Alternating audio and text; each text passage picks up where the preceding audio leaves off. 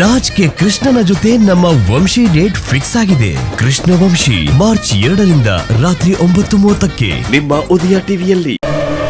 ಅದ್ರಿಂದ ನಮ್ಗೇನಾಗುತ್ತೆ ಕೆಲ್ಸ? ಆಗದೆ ಇರುತ್ತೆ ಸರ್. ಚೆನ್ನಾಗಿ ಯೋಚನೆ ಮಾಡಿ. ಒಬ್ಬ ವ್ಯಕ್ತಿಗೆ ಜೀವನದಲ್ಲಿ ತುಂಬಾ ಮುಖ್ಯವಾದದನ್ನು ಕಳ್ಕೊಂಡಾಗ ಅವನ ಪರಿಸ್ಥಿತಿ ಹೇಗಿರುತ್ತೆ ಹೇಳಿ? ವಿಲವಿಲ ಅಂತ ಒದ್ದಾಡ್ತಿರ್ತಾನೆ. ಅಂತ ಸಂದರ್ಭ ನಾವು ಕ್ರಿಯೇಟ್ ಮಾಡಿದಾಗ ಏನಾಗುತ್ತೆ? ನಿಜವಾಗ್ಲೂ ನಾವ್ ಹೇಳ್ದಂಗೆ ಅವ್ರು ಒಪ್ಕೊಂಡು ಕೇಳ್ತಾರೆ ಅಂತ ಅನ್ಕೊಂಡಿದ್ದೀರಾ? ಖಂಡಿತ ಸರ್, ಕೇಳಲೇಬೇಕು. ಅಲ್ಲ, ನೀವು ಪಾಲಿಟಿಕ್ಸ್ ಅಲ್ಲಿರೋರು ಅದನ್ನೆಲ್ಲ ನಿಮ್ಗೆ ಹೇಳ್ಕೊಡ್ಬೇಕಾ? ಅರ್ಚನಾ ಶಾಂತಿಯಾಗಿ ಆಕ್ಟ್ ಮಾಡ್ತೀನಿ ಅಂತ ಒಪ್ಕೊಂಡ್ರೆ ಸಾಕು. ನಿಮಗೂ ಈ ಕೊಲೆಗೂ ಯಾವುದೇ ರೀತಿ ಸಂಬಂಧ ಇಲ್ಲ ಅಂತ ಹೇಗೆ ನಿರೂಪಿಸ್ಬೇಕು ಅಂತ ಹೇಳಿ ನಾನು ಯೋಚನೆ ಮಾಡ್ತೀನಿ. ಇಷ್ಟು ನೀವು ಹೇಳ್ತಿದ್ದೀರಾ ಅಂದಮೇಲೆ ನೀವ್ ಹೇಳಿದ್ದನ್ನ ನಾನು ಮಾಡೋಕ್ಕೆ ರೆಡಿ ಇದ್ದೀನಿ. ಮಾಡಲೇಬೇಕು ಸರ್. ಯಾಕೆಂದರೆ ಈ ಎರಡೂ ಕೊಲೆ ಕೇಸ್ಗಳು ಯಾವತ್ತಿದ್ರೂ ನಿಮ್ಮ ಕಾಲಿಗೆ ಸುತ್ಕೊಂಡ್ರೋ ಅವುಗಳೇ. ಹೈಕೋರ್ಟಲ್ಲಿ ಕೇಸ್ ಗೆದ್ರೂ ಅವ್ರು ಸುಪ್ರೀಂ ಕೋರ್ಟ್ಗೆ ಏನಾದರೂ ಅಪೀಲ್ ಆಗ್ತು ಅಂತ ಹೇಳಿದ್ರೆ ನೀವು ತಪ್ಪಿಸ್ಕೊಳ್ಳೋ ಸಾಧ್ಯನೇ ಇಲ್ಲ ಸರ್. ಅದಕ್ಕೆ ಈ ಕೇಸಿಂದ ನೀವು ಪೂರ್ತಿ ಹೊರಗಡೆ ಬರಬೇಕು ಅಂದರೆ ಅರ್ಚನಾ ಶಾಂತಿಯಾಗಿ ಆ್ಯಕ್ಟ್ ಮಾಡಲೇಬೇಕು. ಅದಕ್ಕೆ ಬೇಕಾಗಿರೋ ಅರೇಂಜ್ಮೆಂಟ್ಸ್ ಎಲ್ಲ ನೀವು ಮಾಡ್ಕೊಳ್ಳಿ ಸರ್. ನಾನು ಬರ್ತೀನಿ. Thank you sir. ಯಾ.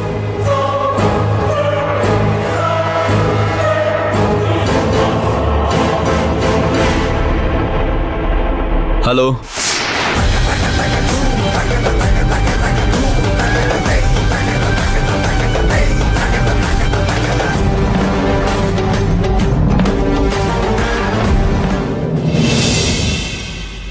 ರೀ, ಈ ಬೊಟ್ಟಿಲ್ಲ ಅಂದ್ರೆ ನಿಮ್ ಮುಖದ ಮೇಲೆ ಕಳೆನೇ ಇರಲ್ಲ ನೋಡಿ. ಪಕ್ಕದಲ್ಲಿ ನೀನ್ ಇಲ್ದಿರ ಇರಲ್ವಲ್ಲ ಕಳೆ ಆತರ. ಯಾಕೆ ಮನೆಯಲ್ಲಿ ಗೋಳು ಹಿಕ್ಕೊಳ್ಳೋದು ಮರ್ತೋಗ್ಬಿಟ್ರಾ? ಹಾ, ನೀವಿಬ್ರು ಇಲ್ಲೇ ಶುರು ಮಾಡ್ಕೊಂಡ್ಬಿಟ್ರಾ? ಸರಿ, ಇವಾಗ ಏನ್ ಬೇಕು ತಗೊಂಬರ್ಲ? ಅಮ್ಮ ತಿಂಡಿ ಬೇಡಕ್ಕಂದು ಡಿಸ್ಚಾರ್ಜ್ ಮಾಡ್ಬಿಡ ಕೇಳು. ಅಣ್ಣ, ಡಾಕ್ಟರ್ ಹೇಳ್ಬೇಕಲ್ವಣ್ಣ? ಅಚ್ಚು, ನೀನೊಂದ್ ಕೆಲ್ಸ ಮಾಡು. ಈಗ್ಲೇ ಡಾಕ್ಟರ್ನ ಮೀಟ್ ಮಾಡಿ ಇನ್ನು 8 ದಿನ ಡಿಸ್ಚಾರ್ಜ್ ಮಾಡಬೇಡಿ ಅಂತ ಹೇಳು.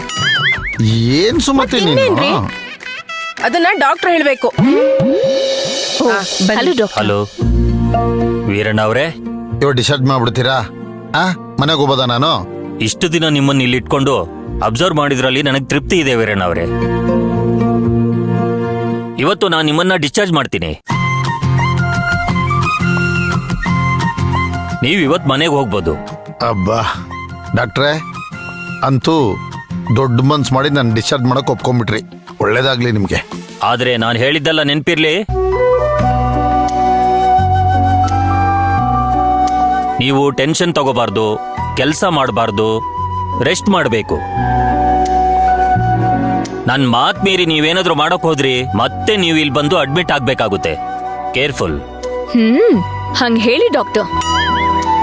ನಾನ್ ನಿಮ್ ರಿಪೋರ್ಟ್ಸ್ನೆಲ್ಲ ನೋಡಿದೆ, ಎಲ್ಲ ನಾರ್ಮಲ್ ಆಗಿದೆ. Nothing to worry. ಅರ್ಚನಾ, 1 ನಿಮಿಷ ಬಾರಮ್ಮ. ಹಾ, ಎಸ್ ಡಾಕ್ಟರ್, ಒಂದ್ ನಿಮಿಷ ಬಂದೆ. ಸುಮತಿ ಏನ್ ನೋಡ್ತಾ ಇದೀಯಾ? ಡಾಕ್ಟರ್ ಹೇಳಿಲ್ವಾ ಡಿಸ್ಚಾರ್ಜು ಅಂತ? ನಡಿ, ಎಲ್ಲ ಪ್ಯಾಕ್ ಮಾಡ್ಕೋ. ರೀ, ಮನೆಗೆ ಹೋದ್ಮೇಲೆ ಮತ್ತೆ ನೀವು ಅದೇ ಹಳೆ ಚಳಿ ಶುರು ಮಾಡಿದ್ರೆ ಸರಿ ಇರಲ್ಲ ನೋಡಿ.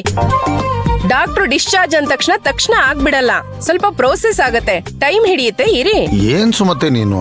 ಈ ದೇವ್ರ ವರ ಕೊಟ್ರು ಪೂಜಾರಿ ವರ ಕೊಡ್ಲಿಲ್ಲ ಅಂತಾರಲ್ಲ, ಆ ತರ ಆಯ್ತು ನಿನ್ ಕತೆ.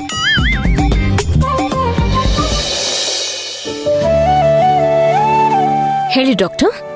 ನಾವು ಸರ್ಜರಿ ಮಾಡಿದ್ಮೇಲೆ ಇದುವರೆಗೂ ಹಾರ್ಟ್ ಪೇಷಂಟ್ 90% ಸುಧಾರಿಸ್ಕೊಂಡಿದ್ದಾರೆ. ಓಕೆ. ಮೆಡಿಸಿನ್ ಸರಿಯಾಗಿ ತಗೊಂಡಿದ್ದಾರೆ. ಆದ್ರೂ ಇನ್ನು 6 ತಿಂಗಳು ಮುಖ್ಯವಾದ್ದು. ಈ ಸಮಯದಲ್ಲಿ ಅವ್ರನ್ನ ಯಾವುದೇ ಕಾರಣಕ್ಕೂ ಉದ್ವೇಗ ಆಗುವಂತ ಪರಿಸ್ಥಿತಿ ತರಬೇಡಿ. ಅತಿ ದುಃಖವಾದ ವಿಷಯ, ತುಂಬಾ ಸಂತೋಷವಾದ ವಿಷಯ ಸಡನ್ ಆಗಿ ಹೇಳ್ಬೇಡಿ. ಓಕೆ. ಒಟ್ನಲ್ಲಿ ಅವ್ರು 6 ತಿಂಗಳು ಎಷ್ಟು ರೆಸ್ಟ್ ಮಾಡ್ತಾರೋ ಅಷ್ಟು ಸ್ಟ್ರಾಂಗ್ ಆಗ್ತಾರೆ. ಓ, ಹಾಗಾದ್ರೆ ಸರ್ಜರಿ ಮಾಡಿರೋದು 90% ಸಕ್ಸಸ್ ಅಂತಾನೆ ಹೇಳ್ತೀರಾ? S, of course. ಎಲ್ಲ ಕ್ಲಿಯರ್ ಆಗಿದೆ, ಅದ್ರ ಬಗ್ಗೆ ಡೌಟ್ ಬೇಡ. ಓಕೆ. ಅವ್ರಿಗೆ ಏನ್ ಹಾರ್ಟ್ ಪ್ರಾಬ್ಲಮ್ ಇತ್ತೋ ಅದು ಸಂಪೂರ್ಣವಾಗಿ ಕ್ಲಿಯರ್ ಆಗಿದೆ. ಕಾಯಿಲೆನ ಪೂರ್ತಿಯಾಗಿ ವಾಸಿ ಆಗೋದಕ್ಕೆ ಕೊಡ್ಬೇಕಾಗಿರೋದು ಸಮಯ, ಅದು ತುಂಬಾ ಮುಖ್ಯವಾದ್ದು. ನನಗ್ ಚೆನ್ನಾಗಿ ನೆನ್ಪಿದ್ದೆ ಡಾಕ್ಟರ್. ಲಾಸ್ಟ್ ಟೈಮು ಅದನ್ನೇ ಹೇಳಿದ್ರಿ, ನಾವು ಕೊಡೋ ಟ್ರೀಟ್ಮೆಂಟ್ಗಿಂತ ಪೇಷಂಟ್ ಮೆಂಟಲ್ ಹೆಲ್ತ್ ಸ್ಟೇಬಲ್ ಆಗಿರ್ಬೇಕು ಅಂತ. And I definitely take care of that. ನಮ್ಮ ಅಣ್ಣ ವಿಚಾರದಲ್ಲಿ ತುಂಬಾ ಕೋಆಪರೇಟಿವ್. ಏನೋ ಪುಟ್ ಮಗು ತರ ಅವಾಗವಾಗ ಹಠ ಮಾಡ್ತಾನೆ ಅಷ್ಟೇ. ನಾನು ಎದುರುಗಡೆ ಇದ್ರೆ ಅದನ್ನೆಲ್ಲ ಮಾಡಕ್ ಬಿಡಲ್ಲ. ನೀವೇ ನೋಡ್ತೀರಿ ಡಾಕ್ಟರ್. ಅಂಡ್ 6 months ಅಲ್ಲಿ ನಮ್ಮ ಅಣ್ಣಂಗೆ ಯಾವ ಕಾಯಿಲೆನೂ ಇರಲ್ಲ, ಏನೂ ಇರಲ್ಲ. He'll be perfectly all right. And I will promise you that. Okay okay good good. Discharge procedure ಇದೆ, ಓಕೆ ಬನ್ನಿ. ಓಕೆ.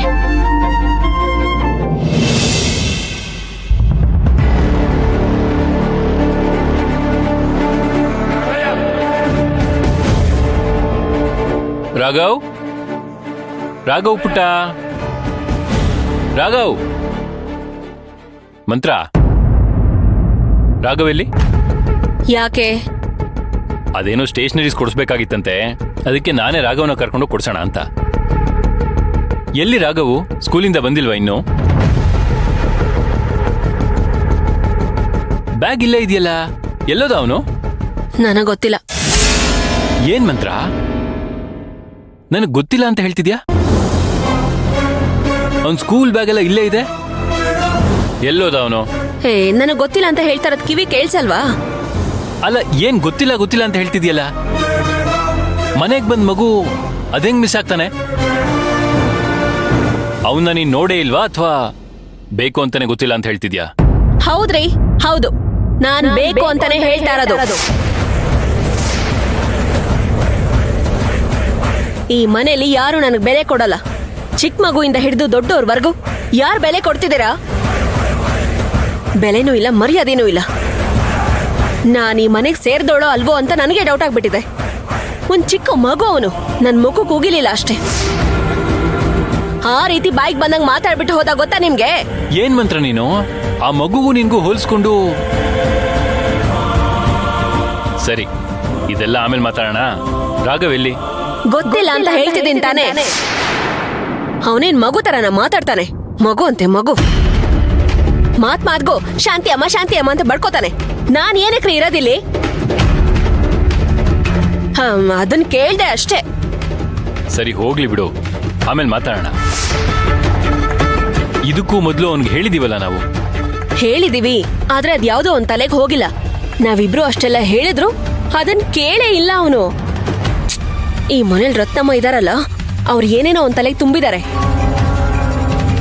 ಎಷ್ಟು ದಿನ ಅಂತ ನಾವ್ ಈ ರೀತಿ ಅಡ್ಜಸ್ಟ್ ಮಾಡ್ಕೊಂಡಿರೋದು? ಸತ್ಯ ಹೇಳ್ಬೇಕು ತಾನೇ? ಅವನ ಅಮ್ಮ ಇಲ್ಲ ಅನ್ನೋದು ಸತ್ಯ.